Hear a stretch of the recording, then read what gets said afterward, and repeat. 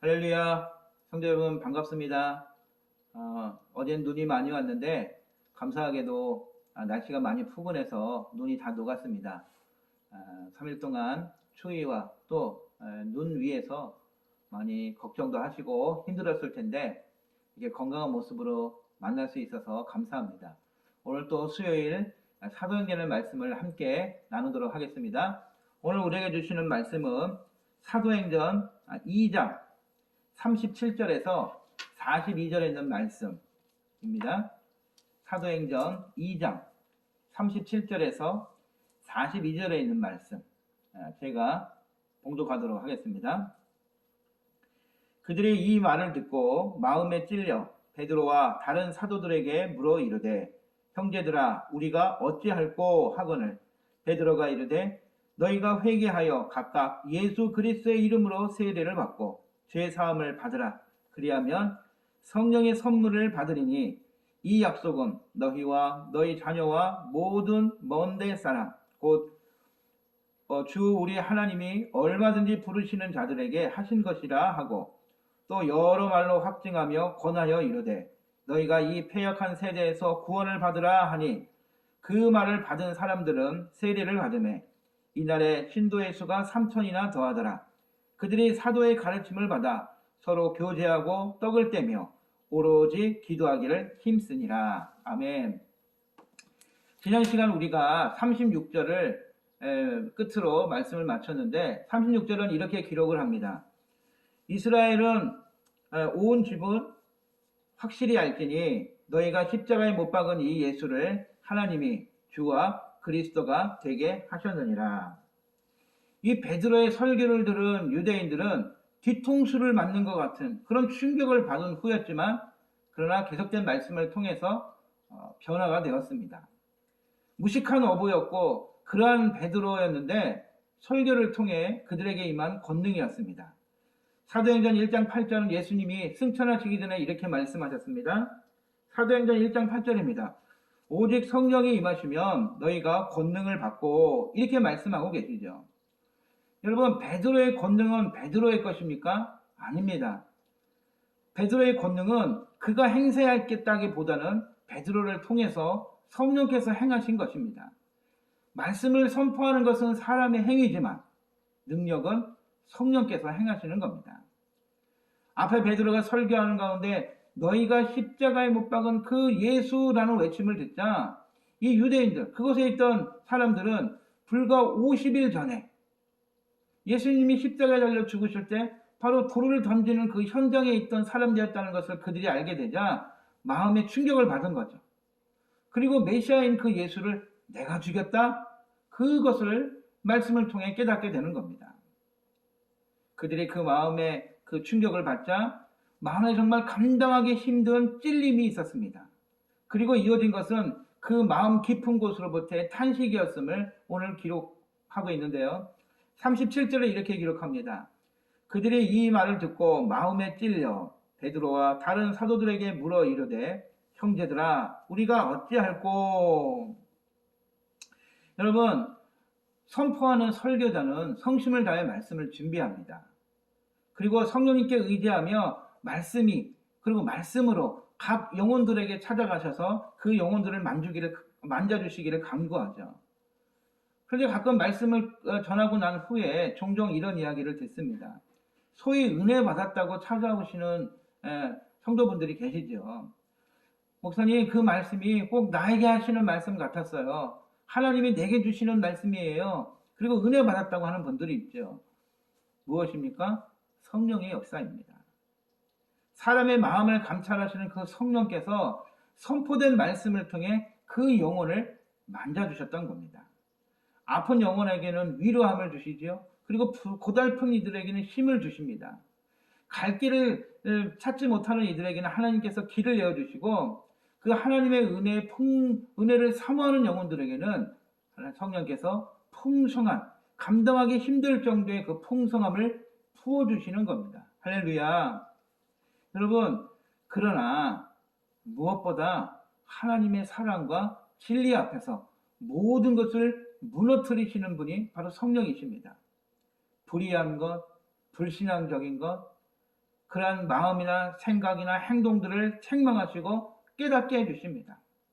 형제 자매들을 미워하고 시기한 것, 남을 속여가면서 나의 이익을 추구했던 것, 내가 누군가에게 말을 해주었기 때문이 아니라 바로 성령께서 말씀으로 내 심령 안에 뚫고 들어와서 나의 심령 가운데 역사하시는 거죠. 그래서 말씀이 살아있다고 하는 겁니다. 오늘 이 베드로의 설교를 듣고 있는 유대인들과 주변 사람들에게 바로 이러한 역사가 일어난 겁니다. 마음에 찔린 이유가 바로 그것이었다는 거죠. 주석을 찾아보니까요, 이 찔리다, 마음에 찔리다 할 때 그 찔리다라는 헬라어 카테니게산이라는 그 동사는 때리다 혹은 격하게 찔러 관통하다, 실신시키다. 무서운 단어죠. 그런 뜻을 담고 있습니다. 어떤 결과에 대한 마음의 그 염려, 양심의 가치경을 옮겨가지고 아주 심각한 마음의 상태, 그런 고통의 상태를 이 찔리다라는 단어를 쓰고 있다는 겁니다. 그래서 마음에 찔렸다는 건 뭐냐? 이 양심의 가책과 함께 이 죄책감이 파도처럼 밀려오니까 그거에 대한 감당할 수 없는 그 마음의 상태를 표현하고 있다는 거죠. 무엇에 대한 찔림이었습니까?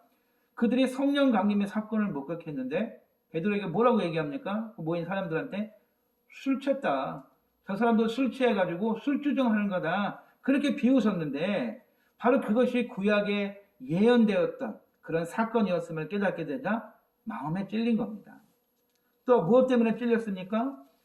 자신들은 예수를 죽이지 않았다고 했는데 말씀을 듣다 보니까 누가 죽인 거예요? 바로 내가 죽인 것을 깨닫게 된 겁니다. 이스라엘의 유일한 소망이요, 그리고 오랫동안 고대하던 그 메시아를 스스로 배척하고 자기들 손으로 십자가에 못 박아 죽였다는 것을 깨닫게 되자 몸서리치며 놀라는 겁니다. 바로 마음에 찔렸다는 거죠. 여러분, 사실 우리는 우리의 모든 걸 다 아시는 성령, 그분이 우리와 함께 하심을 알면서도 마치 우리와 함께 하시지 않는 것처럼 살아갈 때가 참 많이 있습니다. 그러니까 마음에 찔리는 겁니다. 나만 알고 있는 듯 생활하다가 그 속을 들키고 나니까 마음에 찔리는 거죠. 창세기 18장에 이러한 이야기가 하나 기록되어 있습니다. 하나님께서 이 아브라함의 아내 사라에게, 이제 곧 90이 되어가는 사라에게 너에게 아들이 있을 것이다 라고 말씀하시자 내 나이에 무슨 하면서 픽 하고 이 사라가 비웃죠, 속으로. 그때 하나님이 그런 사라의 마음을 보셨습니다. 알고 계신 거죠. 그래서 사라에게 물으시는 거예요. 사라야, 네가 왜 웃느냐? 여러분, 사라의 마음이 어땠을까요? 움츠하지 않았나요? 들키지 않았나요? 그런데 사람은 뭐라고 대답합니까? 아닙니다. 저는 웃지 않았습니다. 그렇게 대답하지만 어리석었던 거죠. 하나님이 다 알고 계셨던 겁니다. 그래서 뭐라고 말씀하십니까? 아니다. 네가 웃었다라고 분명하게 말씀하고 계십니다. 여러분, 우리가 사실 그렇지 않습니까? 매사에 다른 사람들의 약점과 부족함을 손가락질하면서 마치 나는 안 그런 것처럼, 나는 저 사람보다 좀 나은 것처럼 살다가 하나님의 간섭으로 마음에 찔려본 적이 없으십니까?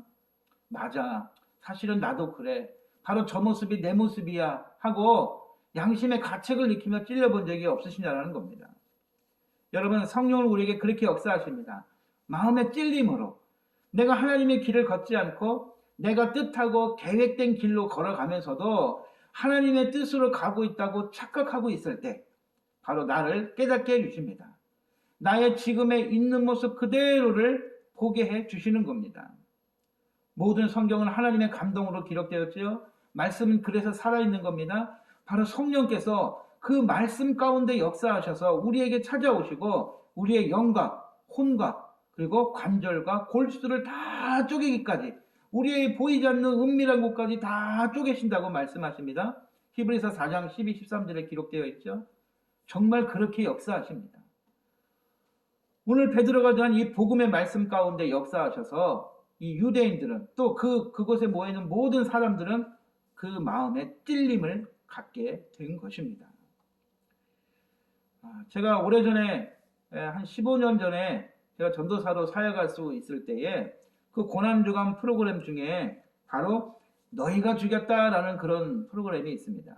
어떻게 하는 거냐면요, 사순절이 되면 교회 여러 곳에다가 각 코스를 만들어 놓는 겁니다. 그래서 예수님의 고난의 현장들을 재현하는 그런 프로그램인데 성도들이 그곳을 한 곳 찾아가면서 순례를 하는 거죠. 그런데 마지막 코스에는 한 명씩 들어갑니다. 그리고 어느 한 방에 들어가게 합니다. 그곳에는 코스 지킴이가 있는데 그 코스를 들어가기 전에 그 지킴이는 이렇게 얘기를 하죠.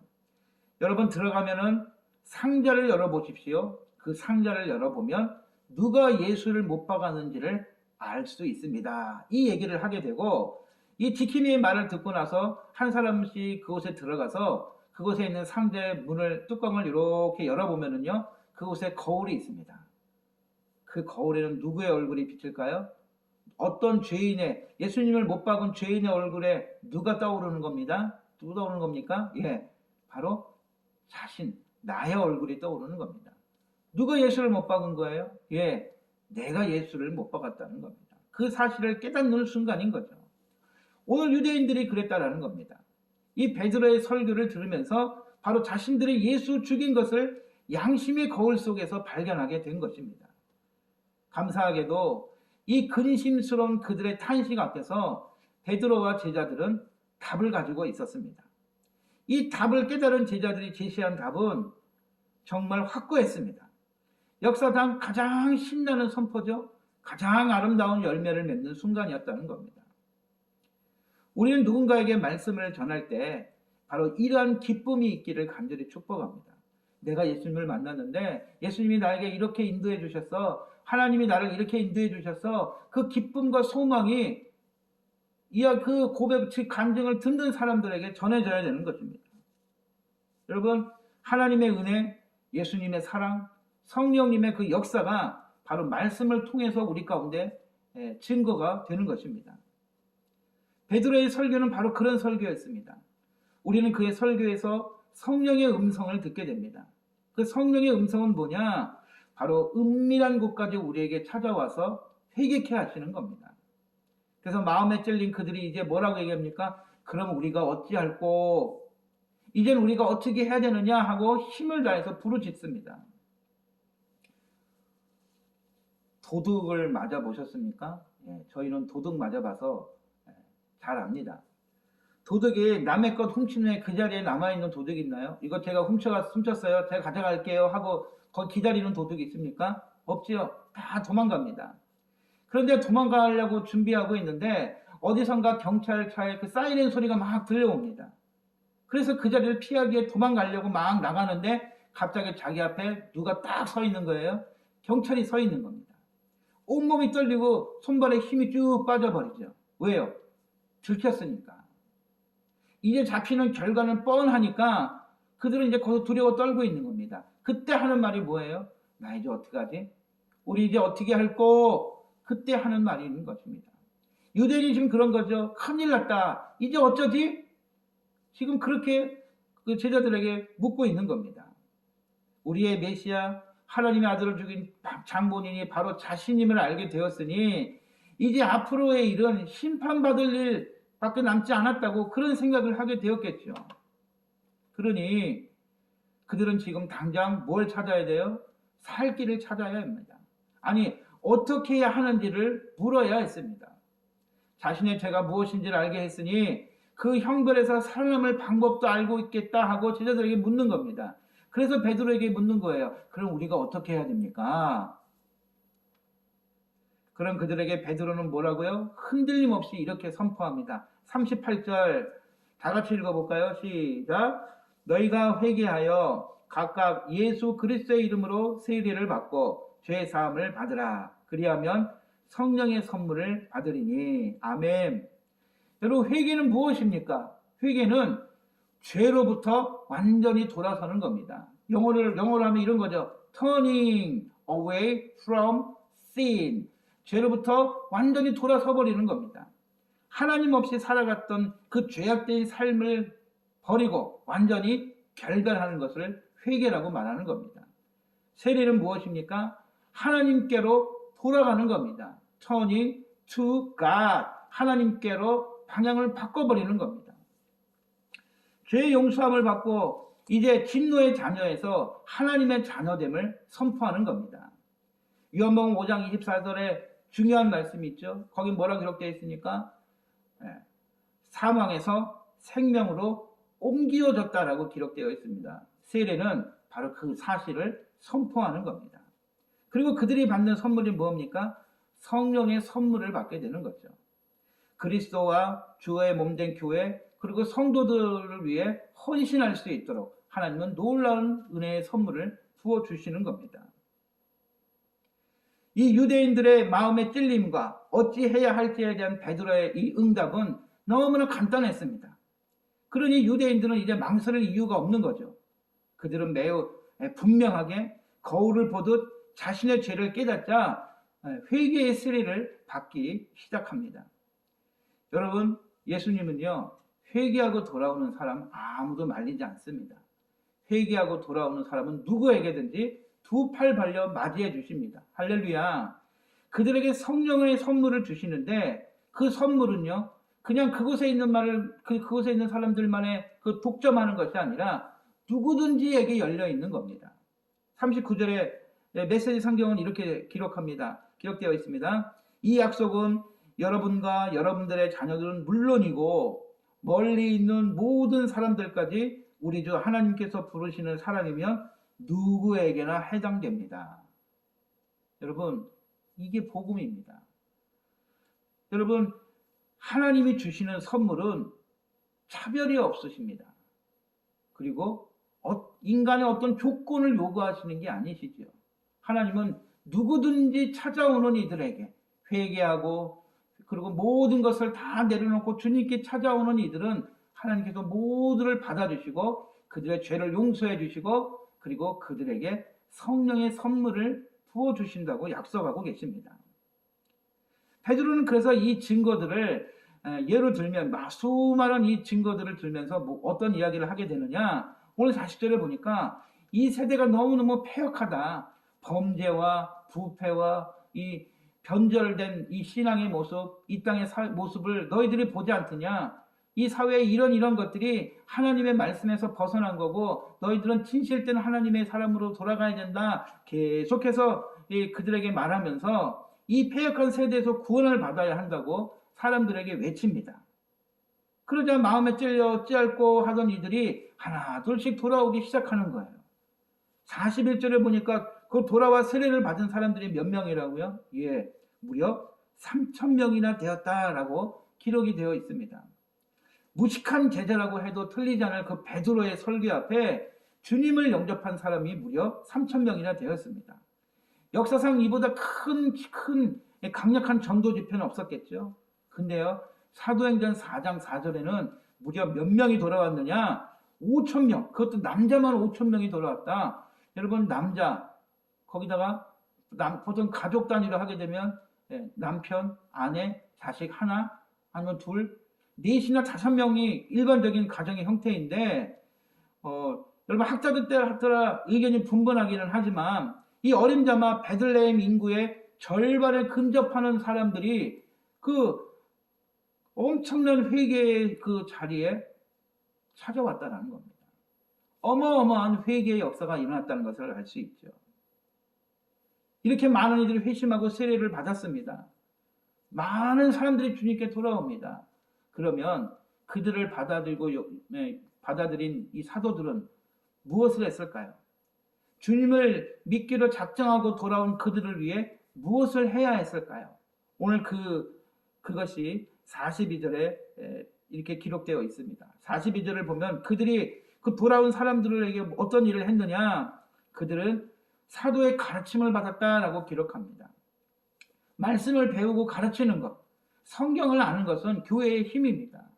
여러분, 사람이 밥을 먹지 않고 굶어가면은 어떻게 됩니까? 죽지요. 계속해서 굶고 있다는 건 뭡니까?